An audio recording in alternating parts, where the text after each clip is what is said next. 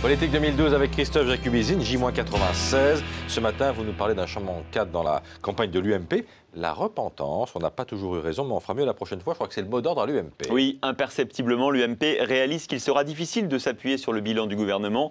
La perte du triple A vendredi a en quelque sorte servi d'électrochoc. La majorité ne pourra pas faire campagne en disant que les autres auraient moins bien fait. Il faut reconnaître certaines erreurs. Ça a commencé hier avec le ministre de l'Agriculture, en charge du projet UMP par ailleurs, Bruno Le Maire. Dans une interview à Libération, il a proposé de reconnaître qu'à côté de vraies réussites, il y a eu des échecs au cours du quinquennat et qu'à son début, on aurait pu faire des choix différents. Bon, on imagine qu'il parle des premiers mois du gouvernement et notamment du vote du paquet fiscal. Oui, sans doute. Le gouvernement a fait trop de cadeaux fiscaux en donnant en plus l'impression de favoriser les plus aisés.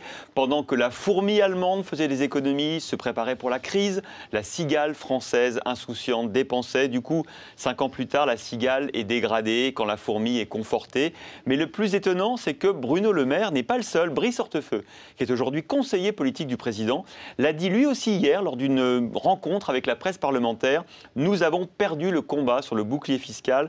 Le bouclier fiscal a été un échec en termes de communication, signé Brice Hortefeux. Alors cela dit, derrière les regrets et l'autocritique, certains soulignent aussi la nécessité d'aller encore plus loin dans les réformes. Oui, et attention Christophe, ce qui est intéressant, c'est qu'on commence à relever une certaine différence entre le président et les leaders de la majorité. On a parlé de Bruno Le Maire, on aurait pu parler aussi de Jean-François Copé qui pense que la France ne s'est pas assez modernisée pendant le quinquennat, qu'il faut aller plus loin pour rendre le pays plus compétitif, baisser le coût du travail, le rendre plus flexible, revoir le financement de la protection sociale, bref, moderniser le pays dans un sens plus libéral. On a entendu aussi Luc Châtel parler des acquis sociaux qui ont coûté si cher au pays. On a entendu Dominique de Villepin hier proposer de travailler 37 heures, payer 35 pendant 5 ans.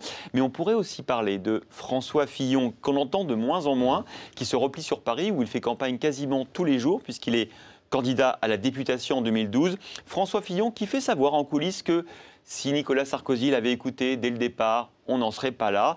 Tout à l'heure, à 13 h, le Premier ministre recevra les parlementaires de la majorité. Il devrait notamment leur faire passer quelques messages pour l'après-2012. En clair, les principaux dirigeants de l'UMP prennent leur distance avec Nicolas Sarkozy? Alors, ça serait un petit peu exagéré de dire ça, mais ce qui est sûr, c'est que Jean-François Copé et François Fillon commencent doucement à faire entendre leur petite musique, à se montrer un peu critiques sur le quinquennat, bref, à préparer l'après-2012.